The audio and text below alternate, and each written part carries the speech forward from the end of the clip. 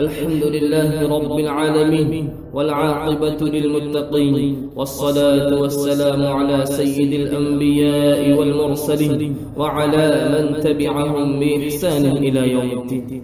أما بعد، أيها المستمعون الكرام، بقيت بضعة أيام وستنقضي الأيام العشر الفاضلة، ولكن بعدها أيام فاضلة أخرى هي أيام التشريق، وهي أيام أكل وشرب وذكر لله عز وجل. فلنجد فيما بقي ولنجتهد ولنسأل ربنا الإعانة والقبول. وإن يوم عرفة يوم فاضل جدا، حتى قيل إنه يوم الحج الأكبر، وقد ثبتت السنة بالحث على عملين فيه: الأول الإكثار من قول لا إله إلا الله وحده لا شريك له، له الملك وله الحمد وهو على كل شيء قدير، طوال هذا اليوم، سواء كان الإنسان حاجا أم لا. قال النبي صلى الله عليه وسلم: خير الدعاء دعاء يوم عرفة، وخير ما قلت أنا والنبيون من قبلي لا إله إلا الله وحده لا شريك له، له الملك وله الحمد وهو على كل شيء قدير. رواه الترمذي. العمل الثاني الصوم لغير الحجاج، وقد سئل رسول الله صلى الله عليه وسلم عن صوم يوم عرفة فقال: يكفر السنة الماضية والباقية. رواه مسلم. أيها المسلمون، وأما يوم عيد الأضحى فإنه يشرع فيه لغير الحاج عبادتان عظيمتان: الأولى صلاة العيد، والثانية ذبح الأضاحي.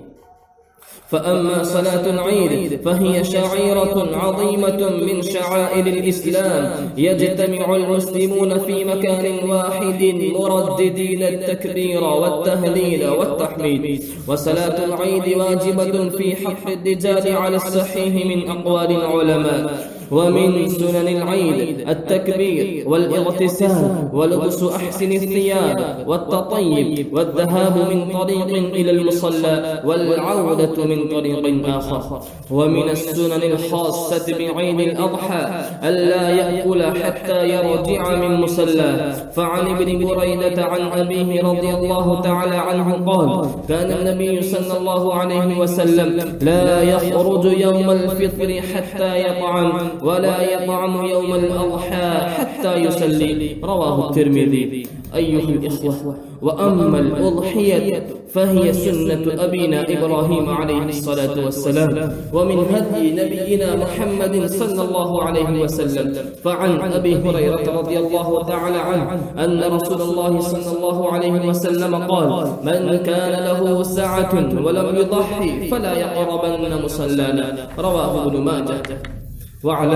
واعلموا أيها الإخوة إن الأضحية لا تصح إلا بالشروط التالية: الشرط الأول أن تكون من بهيمة الأنعام، وهي الإبل والبقر والغنم. الشرط الثاني أن تبلغ السن المعتبرة شرعا، وهي 6 أشهر للضأن، وسنة للمعز، وسنتان للبقر، و5 سنين للإبل، فلا يجزئ ما دون ذلك. الشرط الثالث أن تكون خالية من العيوب المانعة من الإجزاء، وهي ما ورد في حديث البراء بن عازب رضي الله تعالى عنهما قال: قام فينا رسول الله صلى الله عليه وسلم فقال: 4 لا تجوز في الضحايا: العوراء البين عورها، والمريضة البين مرضها، والعرجاء البين ضلعها، والعجفاء التي لا تنقي.